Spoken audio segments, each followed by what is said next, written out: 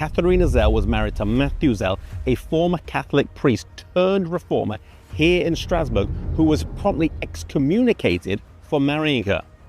Matthew was the first Protestant minister here in Strasbourg, and he had been heavily influenced by Martin Bucer, who had embraced the Reformation and urged all his fellow priests to find good wives to marry. Katharina was about 25 or 26 when she married Matthew, who was 20 years older than her, and she often referred to herself as a splinter from the rib of that blessed man, Matthew Zell, who in turn referred to her as mein Helfer or my helper.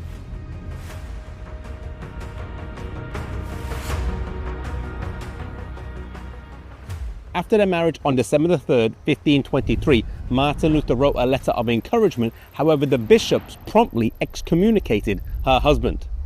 Katharina, who was not afraid to speak her mind, wrote a letter that was scathing and denounced his actions, and it was so persuasive that the city council reversed the excommunication and also allowed Protestant church services to take place here in the Cathedral of Strasbourg. Matthew Zell would often preach to crowds of over 3,000 the truth of righteousness by faith.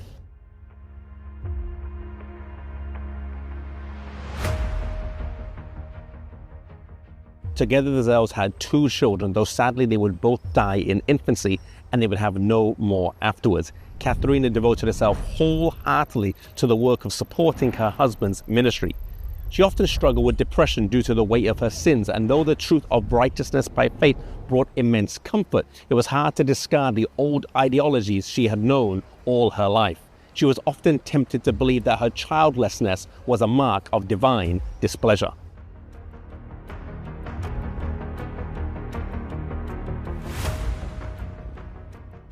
Katharina worked hard to care for her neighbours as well as her husband's parishioners, and Strasbourg became a city of refuge for many who were embracing the Reformation. Once an entire congregation of 150 men were forced to flee persecution. When they got here to Strasbourg, Katharina sheltered 80 of them in the parsonage she stayed in, as well as feeding 60 for a further 3 weeks and providing food for the others elsewhere. Indeed, she was a quite prolific host.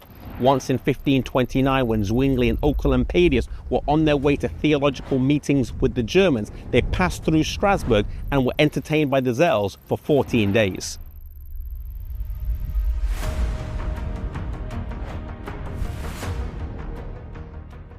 Again in 1540, at a meeting of reformers, Katharina entertained over 30 delegates from all over Germany. While Geneva was a refuge for Protestants who were fleeing persecution, Strasbourg soon became a lightning rod for all kinds of dissenting voices. There were all kinds of reformers here. Some had fanatical ideas, while others were just different slightly from the norm, and they came here to Strasbourg. At first, the reformers were quite indulgent of the new ideas, but when the dissenters failed to toe the line, they became increasingly coercive. Matthew and Katharina Zell entertained dissenters of all kinds at their dining table and were more open to religious liberty than other people such as John Calvin. Indeed, Katharina even visited the fanatical Anabaptist preacher Melchior Hoffman in prison, showing him care and compassion even though she clearly disagreed with him.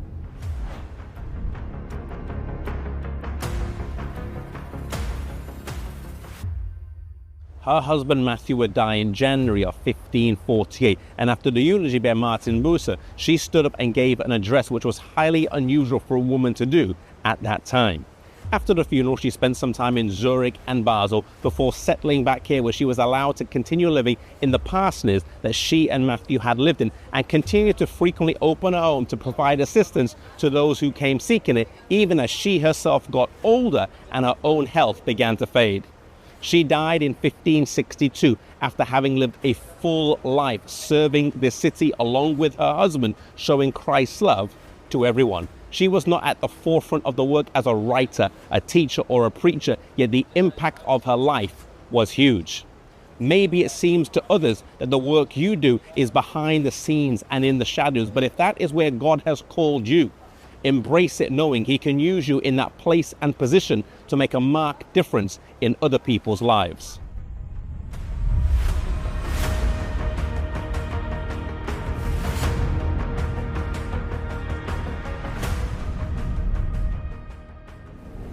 Lineage is a crowd-funded non-profit studio. We make videos, we write articles and books, and we've got a podcast. And it's all to share the stories of biblical and Christian role models in history. We uncover heroes from the past to inspire, guide, and help today's generation connect the past with the present and the future. And it's all free for you because it's been generously paid for by thousands of supporters all over the world. Your support is helping millions of people understand their identity, their purpose, and their mission in life. Crowdfunded means whatever you give, big or small, helps us accomplish our mission. You can help us make more resources by joining our mission. You can give at lineagejourney.com.